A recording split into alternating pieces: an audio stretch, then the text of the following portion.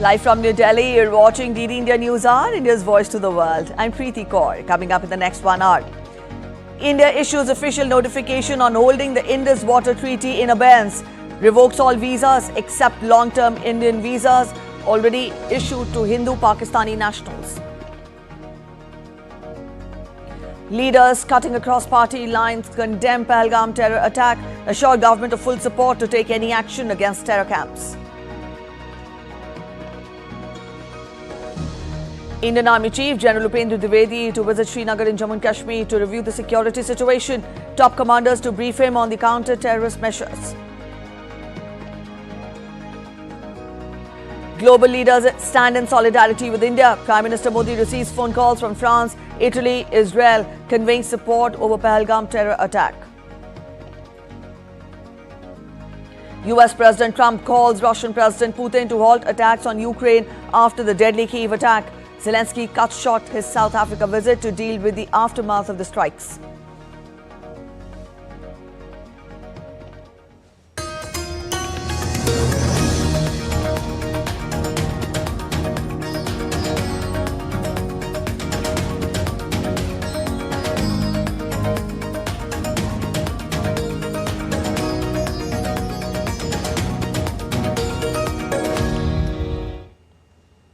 India on Thursday officially informed Pakistan about its decision to keep Indus Water Treaty in abeyance with immediate effect. A day after India announced a series of measures against Pakistan in the wake of Pahalgam terror attack, a senior official of the Ministry of Jal Shakti wrote to her Pakistani counterpart conveying that the Indian government has decided that the Indus Water Treaty 1960 will be held in abeyance with immediate effect.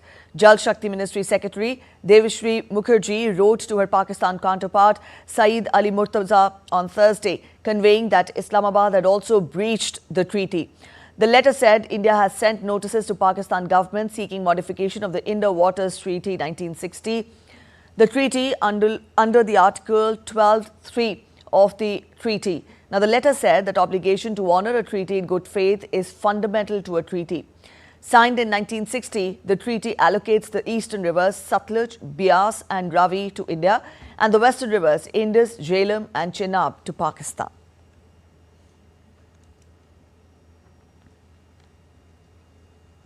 In a series of sweeping measures following the Pahalgam terror attack, the Indian government has announced a range of diplomatic, security and cross-border policy actions.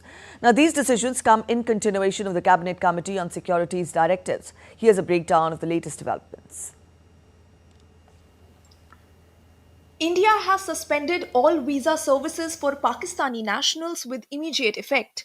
All valid Indian visas issued to Pakistani citizens now stand revoked, effective from April 27, 2025. Medical visas already issued will remain valid only until April 29th. Pakistani nationals in India have been asked to leave before their revised visa expiry dates. All SAARC visa exemptions for Pakistani citizens have been revoked. India has also decided to keep the Indus Water Treaty in abeyance until Pakistan permanently ceases its support for cross-border terrorism. Indian nationals are strongly advised to avoid travel to Pakistan. Those currently in Pakistan have been urged to return to India at the earliest. The integrated check post at Atari has been shut down. Military advisors at the Pakistan High Commission have been declared persona non grata. Additionally, staff at the Indian High Commission in Islamabad will be cut from 55 to 30. India's border security force will scale down the ceremonial retreats at Atari, Hussainiwala and Sarki in Punjab as part of the broader diplomatic response. The Ministry of External Affairs on Thursday clarified that long-term visas already issued to Hindu Pakistani nationals will remain valid. Earlier on Wednesday, the MEA had announced that all existing valid visas issued by India to Pakistani nationals stand revoked with effect from 27th of April 2025, adding that medical visas issued to Pakistan nationals will be valid only till 29th of April.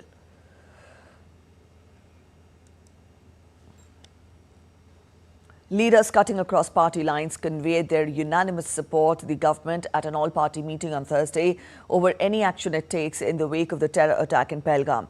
Held at the Parliament House complex, the meeting was chaired by Defence Minister Rajnath Singh, while Union Home Minister Amit Shah briefed the opposition leaders on the prevailing security situation. A 2-minute silence was observed to honour the innocent lives lost in the attack. The opposition parties and the government in one voice condemned the terror attack in Pahalgam.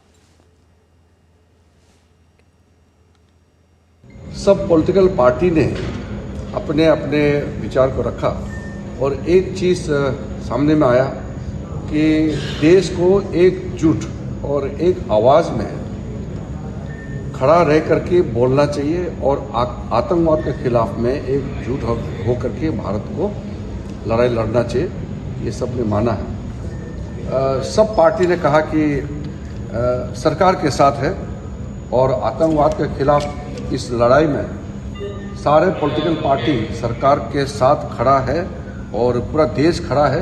ये संदेश भी सब political party ने दिया है और सब party के नेताओं ने एक ही आवाज़ में कहा है कि सरकार जो भी कदम उठाएगा साथ देंगे, ये भी सब पार्टी के नेताओं ने कहा है। Protests and candlelight marches were held across multiple cities on Thursday as citizens, students and political groups condemned the recent terror attack in Pahalgam, Jammu and Kashmir, which left 26 people dead. Students of the Government Degree College for Women in Anantnag marched through the town condemning the attack.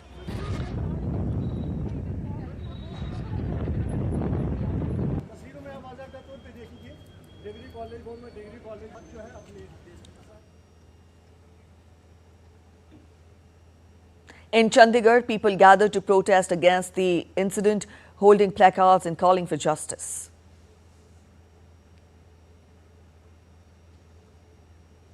In Ayodhya, Uttar Pradesh, a candlelight march was organized to honor the victims of the Pahalgam terror attack.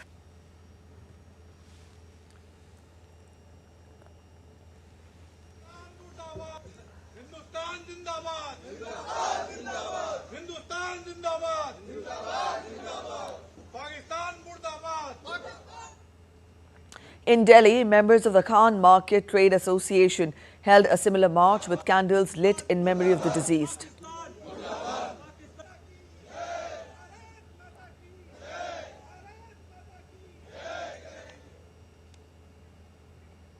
In Bhubaneswar, the BJP Yuva Morcha conducted a protest march condemning the attack.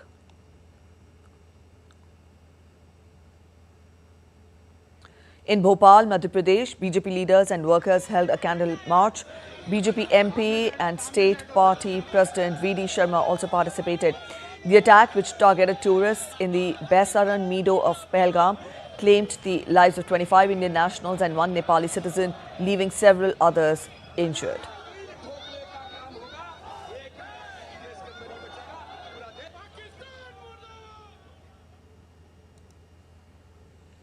Several members of parliament in the United Kingdom have strongly condemned the recent terrorist attack in Pahalgam, Jammu and Kashmir.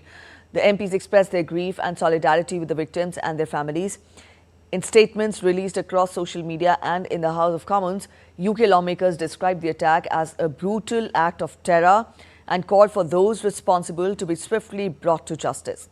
They reaffirmed UK's firm stance against terrorism in all its forms and emphasized the need for global cooperation in combating such acts of violence. Many MPs also voiced support for India's right to defend its citizens and take all necessary measures to ensure national security.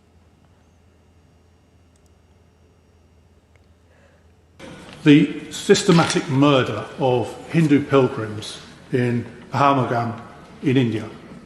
The sad reality is that the terrorist group that is thought to be responsible for this, the Lashkar-e-Taiba, these are a Pakistani organisation that deliberately targets innocent people in Jammu and Kashmir. Already the Indian government have revoked visas, closed the border and expelled officials from Pakistan as a result. Probably most importantly, they've suspended the Indus Water Treaty. Now, I think this is an important aspect, that we need the Foreign Secretary to come and make a statement to the House on what could end up being a very quickly escalating situation between India and Pakistan. My understanding is that the Pakistani government and the Pakistani military have condoned these attacks. So I'm sure the leader will join with me in condemning absolutely these terrorist atrocities. A powerful message of solidarity and outrage echoed outside the Indian High Commission in London as members of the Indian diaspora gathered to honour the victims of the recent terrorist attack in Pahalgam. The gathering was a show of unity, mourning the lives lost and vowing unwavering support to the victims and their families.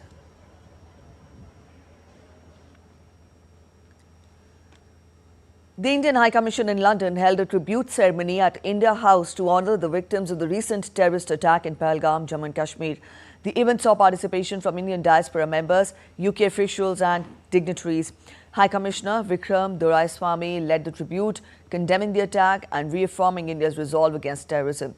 A candlelight ceremony and moment of silence marked the emotional gathering, reflecting global solidarity with the victims and support for their grieving families.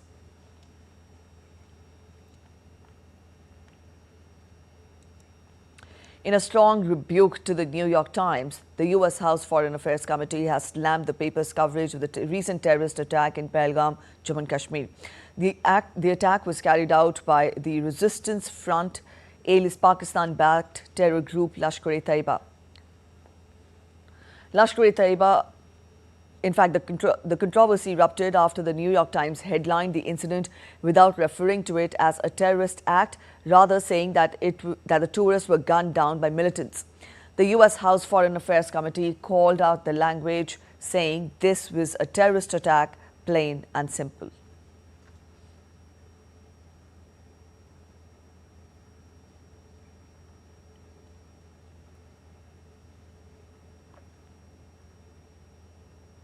The U.S. State Department chose to take a neutral stance on the issue of Kashmir. When asked whether U.S. President Donald Trump intends to mediate between India and Pakistan on the Kashmir issue as intended during his first term, the U.S. State Department made its position clear with a neutral response.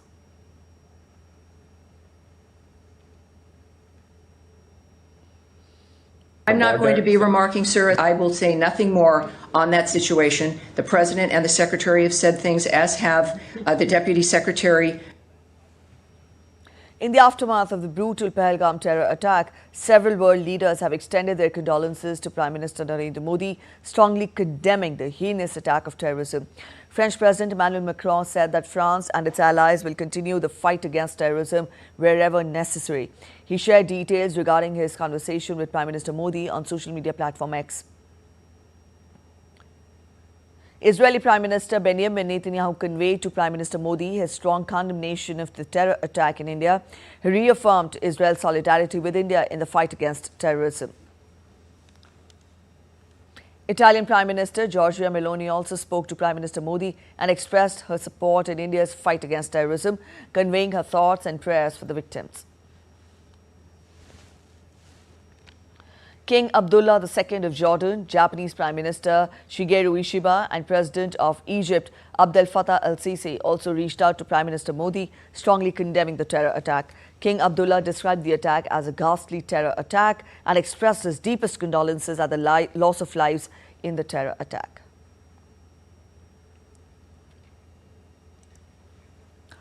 As a mark of tribute to the Pahalgam terror attack victims, Delhi markets will remain shut on Thursday. Meanwhile, the Confederation of All India Traders, which extended its full support to the Bandh, has appealed to traders to voluntarily observe it. The CAIT has clarified that this Bandh is not a political protest, but a peaceful mark of respect and national solidarity.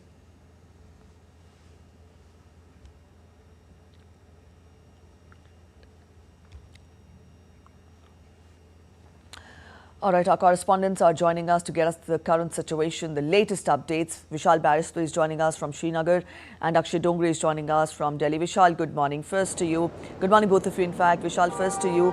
Get us the current situation in Srinagar. I see behind you traffic plying on the roads. Get us through how has the morning begun there after the ghastly terror attack.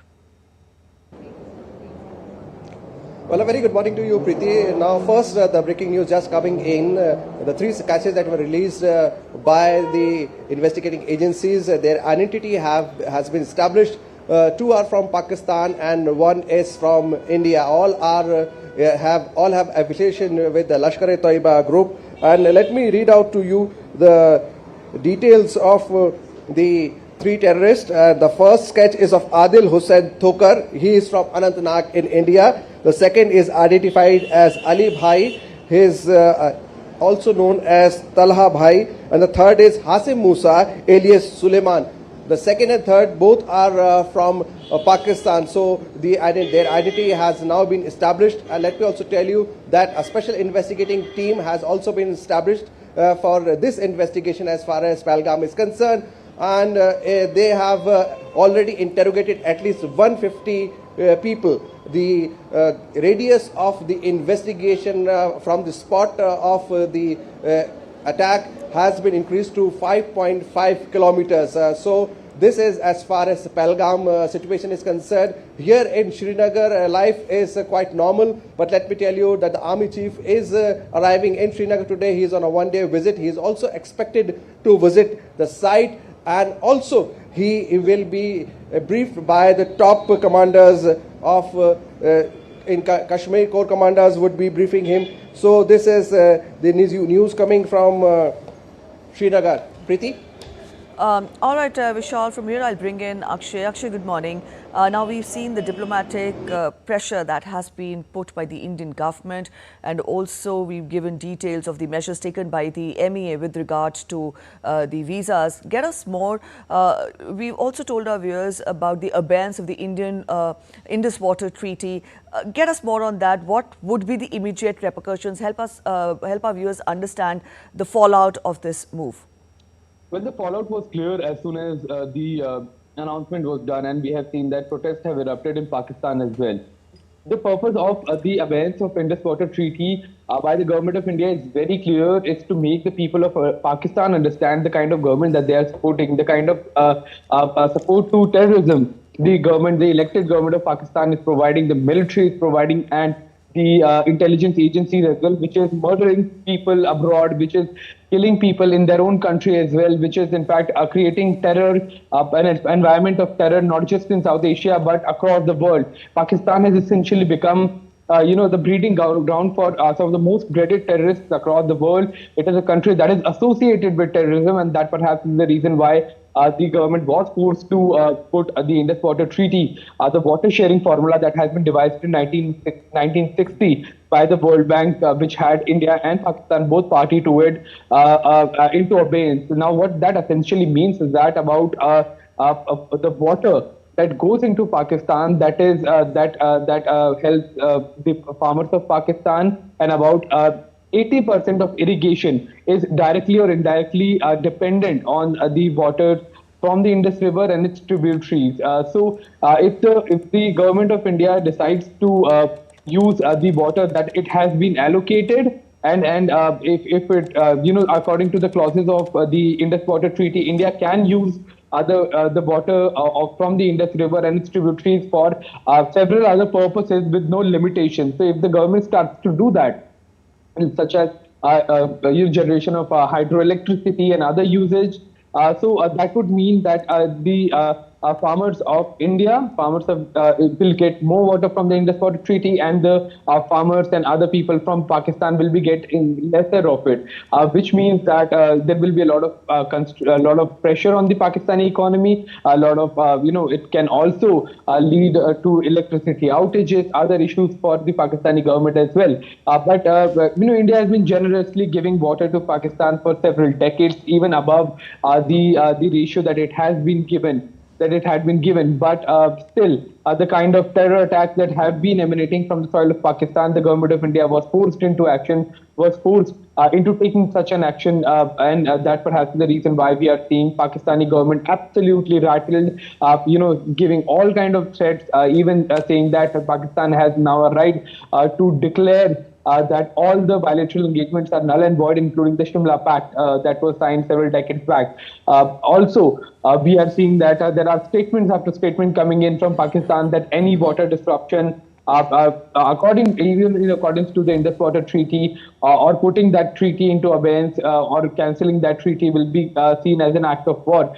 So clearly, Pakistan seems to be rattled beyond what was expected, and what we are seeing is clearly an action of a retaliation of the action that Pakistani government has been taking against Indian citizens and Indian government as well. Back to you. All right, at this moment I'll bring in Vishal. Vishal, get us more as to what are you witnessing there in Srinagar? You tell us that life is normal, but then you must have interacted with the people there. The economy of Jammu and Kashmir is, the main thrust of the economy is tourism. This attack, this incident has, in fact has left a mark on the industry there, on the economy there. Get us more as to what is your evaluation of the situation there.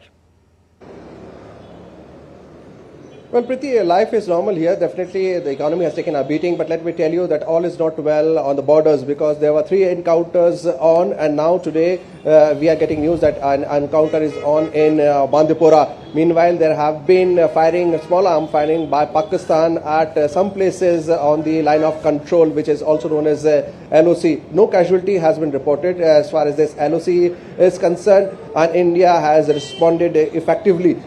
More details are awaited. So Pakistan continues to, behave as it was expected from Pakistan, because it has been cornered not only by India, but now it has been cornered globally. And now the world knows that Pakistan is the epicenter of state-sponsored terrorism. But when it comes to the economy, definitely it has taken a beating, because this was a season when a lot of tourists were expected, and the hoteliers had to now are facing a tough time, because tourists are cancelling their trips. Some of them are rescheduling, some of them are about to leave. So a lot of problems for people of Kashmir in particular, as far as the valley is concerned. But this attack definitely has turned people of Jammu and Kashmir against Pakistan, because it is a direct attack on their livelihood. The economy of the Kashmir has been dented, and dented very badly, so they are not taking it lightly. That is why we are seeing protests every day. People are coming out holding candle marches. They are asking for justice. Yesterday, the Chief Minister of Jammu and Kashmir had called for an all-party meeting. A unanimous resolution was passed by all parties, and they have agreed and supported the action by the central government, especially with regard to Pakistan. And also they are asking for justice of those killed. 26 people have been killed in that terror attack, we all know. Meanwhile, all parties have also written to the respective state governments to ensure safety of the Kashmiri students studying in different parts of the country. So a lot of things are going on, but even just when everything was looking good and the economy was on the right track, everything was looking so rosy here in Kashmir, this attack has definitely attacked the livelihood of the people of Jammu and Kashmir and also their families. So they are saying that this is an attack not only on the tourism, not only on the tourists, but it is a direct attack on us, and we are not going to take it and sit back. We will ask and for justice, we seek justice, and we will fight for it, and we are in all support of tourists here. The people, local Kashmiris, they are providing free transport, they are providing budget hotels. In whatever way they can help, they are helping them. Right. So this is definitely a big blow to Pakistan, that was looking for any kind of support from the valley or from the people of Kashmir, because now they are all out on the streets, and they are openly saying on camera that Pakistan is responsible for this attack, and Pakistan will have to pay for this attack. Preeti? Yes, indeed, this incident has not only sent shockwaves across the nation, but has also caught the ire of the world. Akshay, coming to you now, this attack comes at a time when Fitch had kind of improved Pakistan's ranking, and also, as our correspondent puts, that when things were looking good, this incident has happened. Also, we've seen actions and reactions coming in from both India and Pakistan after this incident.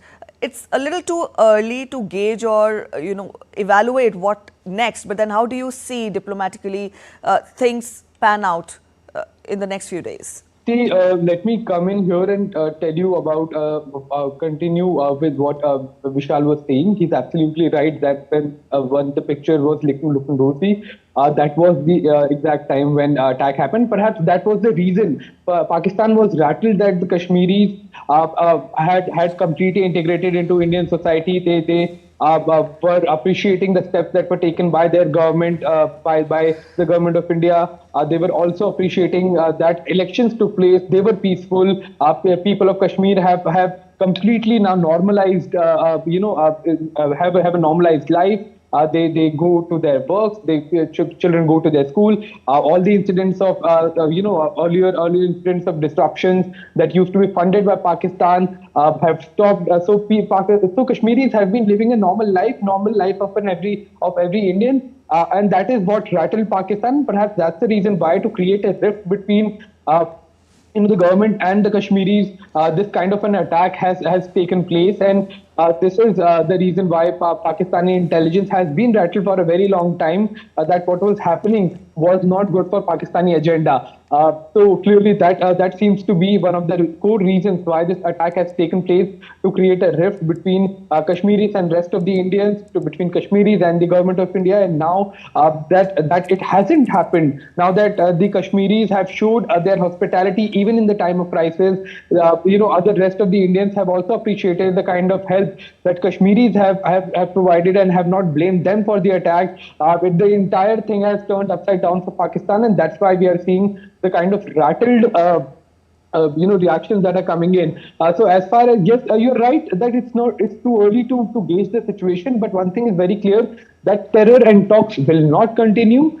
Dialogues will not happen till the time cross-border terrorism is emanating out of the borders of Pakistan. So that has become very clear, and the abance of Indus Water Treaty is the biggest example, that a treaty that survived wars such as 1971 war, in which India divided Pakistan into two, the war of 1965, Kargil war, all of these wars.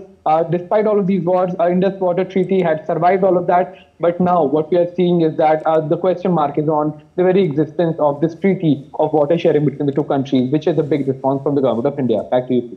All right, Akshay, we leave it here. Thank you so much, Vishal and Akshay, both of you, for joining us and telling us more about the situation in Srinagar, and also hear the developments in Delhi. We'll keep you updated. Meanwhile, India's Army Chief General Upendra Dwivedi will be visiting the Pahalgam terror attack site in Jammu and Kashmir on Friday to take stock of the security situation following the heinous attack that claimed 26 lives and left over 20 injured. General Dwivedi will assess the ground-level conditions and also conduct a high-level security review meeting with local army commanders. The focus will be on strengthening counter-terror operations and preventing further attacks in the region.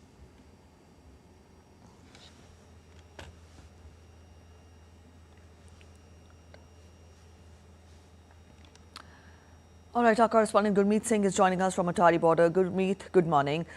We've just had inputs coming in from our correspondent in Srinagar and Delhi. You're there at Atari border. Get us the latest. Preeti, right now I'm standing here exactly in front of the integrated checkpost. I would like to show you the pictures of integrated checkpost where the people are congregating and reaching to cross over the border. Right now, I must tell you that a lot of people, they started to come here at 8 a.m., 7 a.m. in the morning to cross over this border to Pakistan. And if we talk about yesterday, there were people about 133 in number who crossed over this border from Pakistan to India or from India to Pakistan.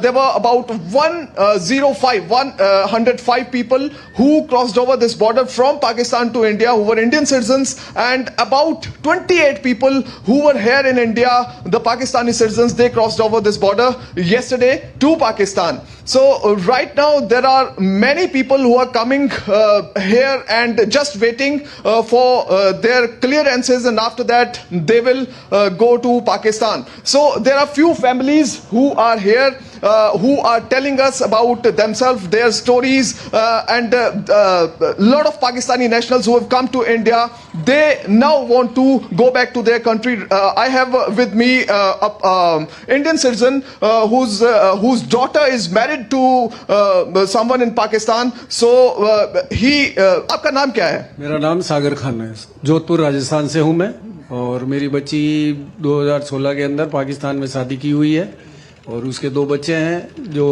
Pakistani passport बने हुए हैं, और मेरी बच्ची का Indian passport बना हुआ है। और ऐसा मेरा संशय है या ऐसा सुनने में आया है कि वे इंडियन पासपोर्ट को यहाँ अलाउ नहीं करेंगे। तो अगर ये अलाउ नहीं करते हैं तो मेरे बच्चों का क्या होगा? माँ के बिना बच्चे जा नहीं पाएंगे, और बच्चों का मैंने एग्जिट परमिट भी बन गया, अब ये बच्चे कहाँ रहेंगे? राइट। ये मेरे को बड़ा दुख हो रहा है और ये तकलीफ हो रही है। तो आपका जो पहलगाम में जो कुछ हुआ है उस घटना के बारे में क्या कहना है? ये जो किया है इन्होंने, जो जिनका कोई धर्म नहीं है, इनका कोई इंसानियत नहीं है, ये बहुत घटिया काम हुआ है, और इसके लिए हर सर्वधर्म इसमें सम्मिलित इसकी खेद प्रकट करते हैं, और ये बड़ी खतरनाक घटना हुई है, और ये हमारे देश के लिए कलंक का काम हुआ है। Criticized by Yes, Gurmeet, the incident is being criticized not only just here in India but also across the world. Thank you so much for joining in with those inputs from the Atari border. The Indian Air Force is conducting exercise Araman across the central sector involving frontline fighters, notably the Rafale jets from Ambala and Hashimara bases. Now, the drills feature complex ground attack and electronic warfare missions with assets mobilized from multiple bases, including the east. The IAF is training for varied terrain, enhancing its tactical edge with advanced missiles like Meteor, Rampage and Rocks. Taking place amid heightened India-Pakistan tensions post-Pahalgam attack, the exercise is under Air Headquarters close watch. Top pilots are participating, and with additions like Rafales and the S-400 system, India's air dominance in the region is reinforced.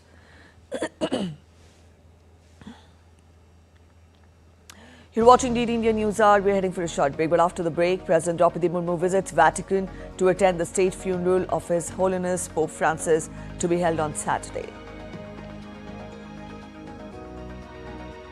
US envoy to meet Iranians for third round of nuclear talks.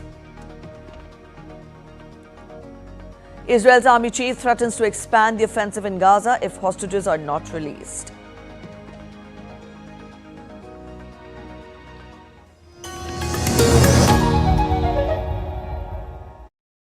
You already dance to Bollywood music at weddings. Now imagine the whole world dancing to our stories too. World Audiovisual and Entertainment Summit Waves is where we make Indian entertainment truly international. तो जल्दी तैयार हो जाइए दुनिया को अपनी धुन पर नचाने के लिए। बस 7 दिन और।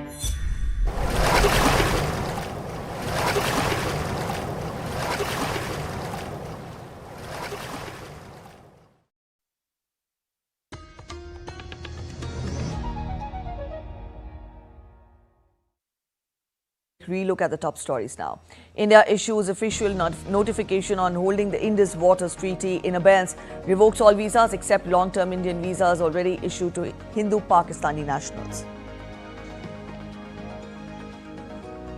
Leaders cutting across party lines condemn Pahalgam terror attack, assured the government of full support to take any action against terror camps.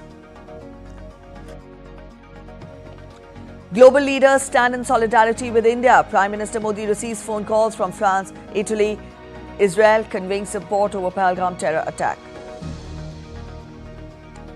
Indian Army Chief General Upendra Dwivedi to visit Srinagar in Jammu and Kashmir to review the security situation. Top commanders to brief him on the counter-terrorist measures. US President Donald Trump calls on Russian President Putin to halt attacks on Ukraine after the deadly Kyiv attack.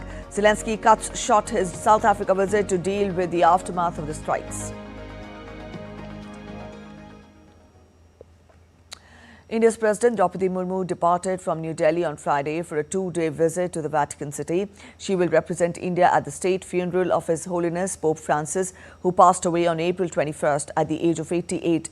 Prime Minister Narendra Modi had expressed condolences at the demise of Pope Francis and noted that his affection for the people of India will always be cherished. On April 25th, President Murmu will lay a wreath at St. Peter's Basilica.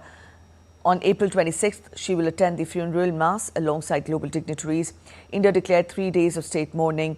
In a press release, MEA stated, and I quote, His Holiness Pope Francis will be remembered as a beacon of compassion, humility and spiritual courage by millions across the world. US President Donald Trump said that he is not happy after Russia launched attacks on Kyiv in 9 months, telling President Putin to stop as he attempts to push Ukraine to agree on a ceasefire proposal.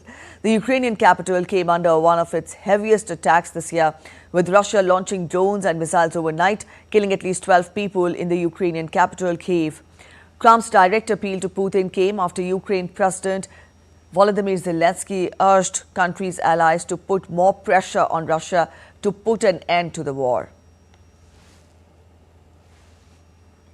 Trump told reporters at the White House that his administration was applying a lot of pressure on Russia and reiterated his displeasure with the attack. The president added later that Washington was also pressuring Kyiv. We're putting a lot of pressure on Russia. And Russia knows that, and some people that are close to it know, or he wouldn't be talking right now.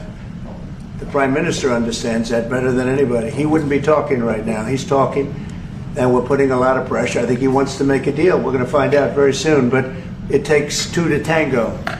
And you have to have Ukraine want to make a deal too. And they're being hit very hard, and I do believe they want to make a deal. After talks with Trump in Washington, NATO Secretary General Mark Lute said on Thursday that Kyiv was working hard for a deal. So I worked with him for 4 years between 2010 and 2014. I stopped trying to read his mind. We'll see, but there is something on the table now, I think, where the Ukrainians are really playing ball. We all agree in NATO that Russia is the long-term threat to NATO territory. To the whole of the Euro-Atlantic territory. The United States is poised to offer Saudi Arabia an arms package worth well over $100 billion. The proposal was being lined up for announcement during US President Donald Trump's visit to the kingdom. The offered package comes after the administration of former President Joe Biden unsuccessfully tried to finalize a defense pact with Riyadh as part of a broad deal that envisioned Saudi Arabia normalizing ties with Israel. The Biden proposal offered access to more advanced U.S. weaponry in return for halting Chinese arms purchases and restricting Beijing's investment in the country. Reuters could not establish if the Trump administration's proposal includes similar requirements. A U.S. judge on Thursday blocked parts of President Donald Trump's executive order seeking to impose new rules on federal elections. U.S. District Judge Colleen Collar-Cotterley in Washington ruled that the Trump administration cannot enforce parts of the order requiring federal election officials to assess whether people who are registering to vote are citizens. She declined, however, to block parts of the order that sought to force states not to count mail-in ballots received after Election Day. The ruling came in response to lawsuits by groups including the Democratic National Committee, the League of United Latin American Citizens, and the League of Women Voters Education Fund.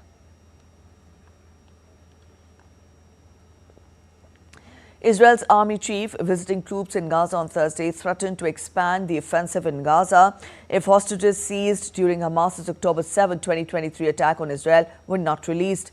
Lieutenant General Eyal Zamir said, and I quote, "If we do not see progress in the return of hostages in the near future, we will expand our activities to a larger and more significant operation." Now, this warning came as the army issued fresh evacuation orders for northern areas of Gaza ahead of a planned attack. Israel resumed its military assault in the Gaza Strip on March 18th after the collapse of a 2-month ceasefire that had brought a temporary halt to fighting in the blockaded Palestinian territory.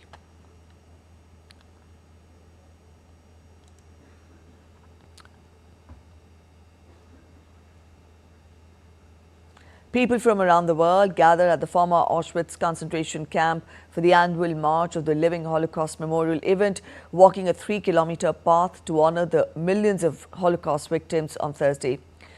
Auschwitz, where 1.2 to 1.5 million people, mostly Jews, were murdered by the Nazis, also saw the death of other persecuted groups.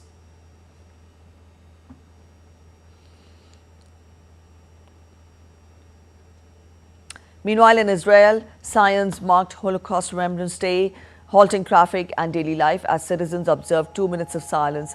Prime Minister Benjamin Netanyahu joined a wreath-laying ceremony at Yad Vashem to honor the 6 million Jews killed during the Holocaust.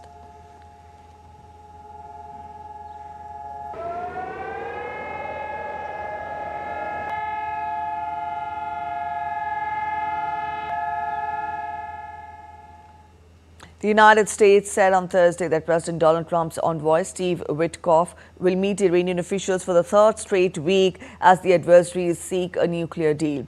Witkoff, a businessman friend of Trump who has become his globe-trotting negotiator, last met Foreign Minister Abbas Araghchi on Saturday in Rome, where they reported progress and called for talks among the technical teams. The State Department announced that Witkoff would himself attend the technical talks to take place on Saturday in Oman, where he held his first meeting with Araghchi on April 12th. U.S. Policy Chief Michael Anton will lead technical work on the U.S. side.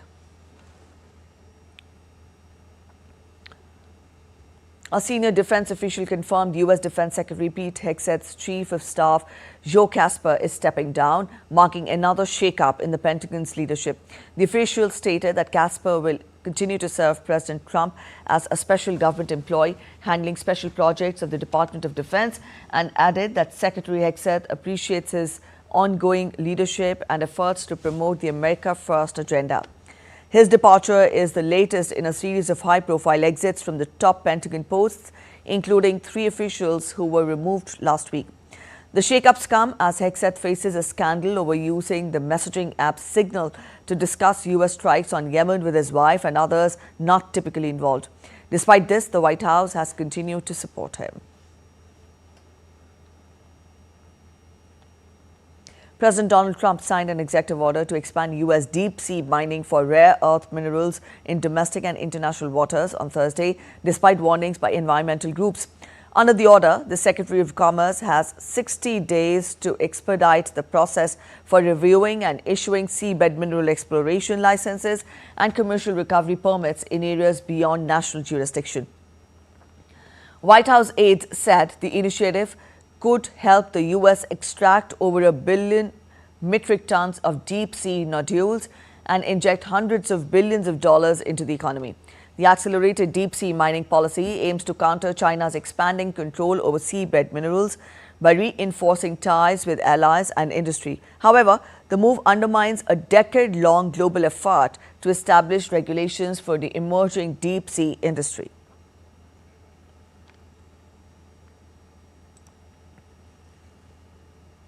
The race for Canada's highest office has taken on a bold new look this election season, with former Bank of Canada Governor Mark Carney now leading the Liberal Party. He is pledging steady economic leadership, while Conservative leader Pierre Poilievre pushes a platform of lower taxes and common sense solutions. DD India's Tarun Paul gets us more in this report. Former governor of both the Bank of Canada and Bank of England, Mark Carney stepped into Liberal leadership after Justin Trudeau's departure. He's touting economic stability, fiscal responsibility, and social progress as the heart of his campaign. Carney says his financial expertise will help Canada tackle stubborn inflation and global economic headwinds. Pierre Poilievre continued his campaign of so-called common sense conservatism, hammering liberal spending and taxation as the drivers of rising prices. He promised to axe the carbon tax, cut personal income taxes, and target what he calls gatekeepers, preventing housing development and economic growth. Positioning himself as the champion of ordinary Canadians, Jagmeet Singh insists neither Liberals nor Conservatives do enough to take on corporate greed.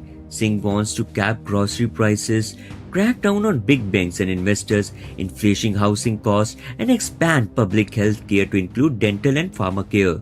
Over in Quebec, Yves Blanchet seek more autonomy for the province, vowing to defend Quebec interest in a likely minority parliament. He is calling for greater provincial control over immigration, increased health transfer with no string attached, and a stronger protection for the French language. Back at the Green Party helm, Elizabeth May champions an ambitious climate plan and a people-first economic overhaul, seeking a swift transition to renewable energy, comprehensive pharmacare, and a guaranteed livable income. She warns time is running out to avoid the worst of a climate change. On the farther right, Maxime Berner continues to campaign on a platform of limited government, reduced immigration, and an end to what he called woke politics. He says the PPC's voice is needed to protect Canadian freedom of expression and personal liberties. Brampton East Conservative hopeful Bob Dosanjh led a spirited rally in a local banquet hall. Dosanjh, a business owner turned politician, spoke to a crowd of over 500 about the rising cost of living and the need for a fresh start in Ottawa. In Brampton West, Kamal Khera, Canadian Minister of Health and registered nurse, visited a local clinics and spoke directly to the healthcare workers. Khera repeated her pledge to strengthen Canada's healthcare system if re-elected. From Canada, this is Tarun Paul Singh. U.S. Treasury Secretary Scott Bessent has updated about the trade discussions with South Korea. According to Scott Bessent, trade talks with South Korea could advance faster than expected.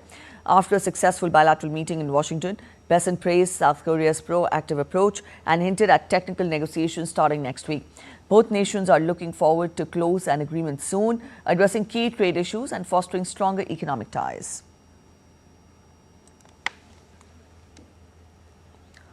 The new tariffs set by the U.S. are becoming signs to bewilder. Now, German Finance Minister Jacques Kurkis has expressed optimism about reaching a tariff agreement with the U.S. within the 90-day deadline set by President Donald Trump. Speaking in the U.S. capital, Washington, D.C., he warned about the repercussions of the uneven tariffs set by the U.S. in hampering global trade and efficiency. Speaking alongside him, European Central Bank's policymaker Joachim Angel added that high tariffs could pose a significant risk to the largest economy of Europe, Germany. He also warned of higher inflationary effect on the US than in Europe.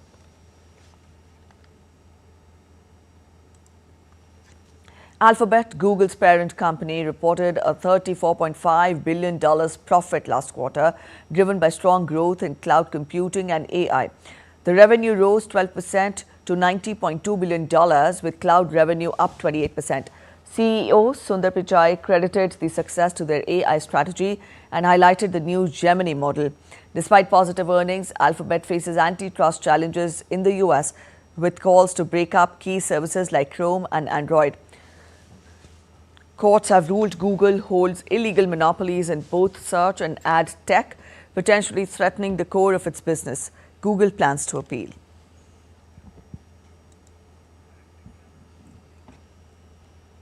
Let's get to updates from the world of sports. Now in cricket, Royal Challengers Bengaluru finally ended their home ground jinx for this season's IPL as they defeated Rajasthan Royals by 11 runs at the M. Chinnaswamy Stadium on Thursday. Now this was the first match that RCB won in Bengaluru this season, having lost the previous 3 games at the venue. Batting first, Virat Kohli and Devdutt Padikkal scored 50s as RCB posted 205 for 5. Kohli scored 70 runs off 42 balls, with Devdutt Padikkal hitting 50 of 27 balls. The duo stitched a solid 95-run stand for the second wicket. For Rajasthan, Sandeep Sharma was the pick of the bowlers with figures of 2 for 45. In the chase, Rajasthan were in command at several points, but Josh Hazlewood's 4 for 33 and Krunal Pandya's 2 for 31 eventually sealed the game for Royal Challengers Bengaluru.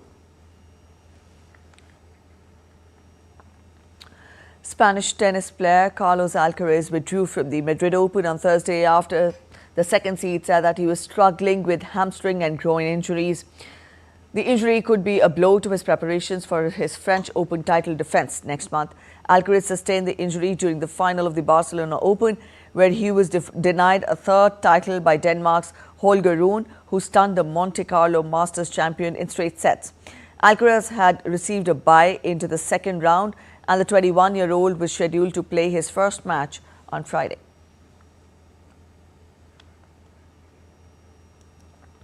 Speaking ahead of his opening round match at the Madrid Open, tennis great Novak Djokovic believes that Carlos Alcaraz has already reached the level of the legendary top three, which was the nickname given to the trio of Djokovic, Roger Federer and Rafael Nadal. He further added that Alcaraz has achieved more at his age than they had at 21 years old. I think he's already reached that level of tennis, obviously, with his results. I think at his age, he's done more than all of us when we were his age. But he has a career. He has a lot of time. He has everything necessary to make history in this sport. Let's get you updates from the ongoing Madrid Open Tennis Championships. Coco Gauff fought from a set down to beat Ukrainian Diana Yastremska 0-6, 6-2, 7-5 and book her spot in the third round of Madrid Open. Up next for Gauff is fellow American Ann Lee, who saw off Canadian Leila Fernandez. Second seed, Iga Swiatek survived a scare but rallied to beat Alexandra Ayala and advanced to the third round of Madrid Open. The Polish world number 2 and defending champion dropped the first set but fought back to take the next 2 sets. Meanwhile, in men's singles, Joao Fonseca defeated Danish qualifier Elmer Moller in straight sets to advance to the second round of Madrid Open. The Brazilian claimed a comfortable 6-2, 6-3 win to set up a clash with 11th seed Tommy Paul. Roger Federer will serve as official starter for this year's 24 Hours of Le Mans sports car race in June. Now, the Swiss tennis great with 20 Grand Slams to his name will lower the flag to start the 93rd edition of the endurance race on 14th of June in northwest France. The Automobile Club de l'Ouest invites the well-known international personalities to start the race every year. Last year's flag was flagged off by French Soccer World Cup winner Zinedine Zidane. Ferrari has won the last 2 editions. Switzerland's Sebastian Buemi is a 4-time winner and triumphed most recently with the victory in 2022.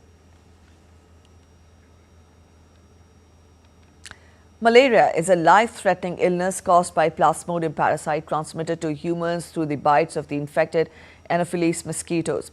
World Malaria Day is observed every year on April 25th to raise global awareness about the deadly effects of malaria and to promote efforts towards eradicating the disease. Here's a report. A parasitic infection, malaria, is spread by the female Anopheles mosquito. The symptoms typically include fever, chills, sweating, nausea, diarrhea and muscle pain, and even anemia, jaundice and coma in severe cases.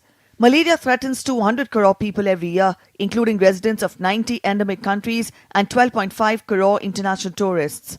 World Malaria Day was instituted by WHO member states during the World Health Assembly of 2007. The theme for World Malaria Day 2025 is Malaria Ends With Us, Reinvest, Reimagine, Reignite.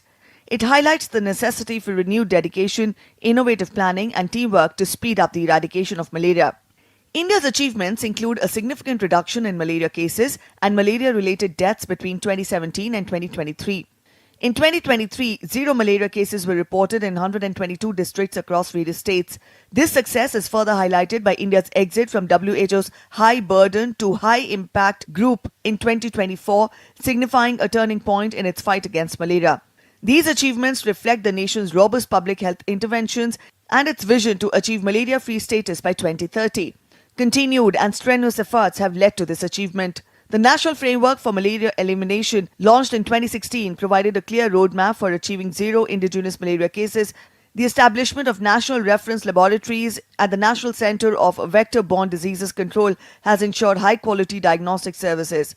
Integrated vector management has been at the core of India's malaria control efforts. Strategies such as indoor residual spraying and the distribution of long-lasting insecticidal nets have significantly curtailed mosquito population. Community health officers and Ayushman Arogya Mandirs have been instrumental in delivering services at the grassroots level. Malaria is a preventable and treatable disease that continues to have a devastating impact on the health and livelihood of people around the world. But through continuous investment in research, technology and better healthcare delivery, we can move closer to a malaria-free world. Preeti Kaur, DT India. All right, that's it in this edition of DD India News Hour. But let us know your thoughts on the news of the day. For those of you on the go, you can get all the latest news and updates from India and across the world on the DD India mobile app. This app is available on both Android and iOS platforms, and you can download the respective QR codes. We'll be back with more news as it breaks here on DD India. I'm Preeti Kaur signing off, and from all of us here in Delhi, thanks for watching DD India News Hour.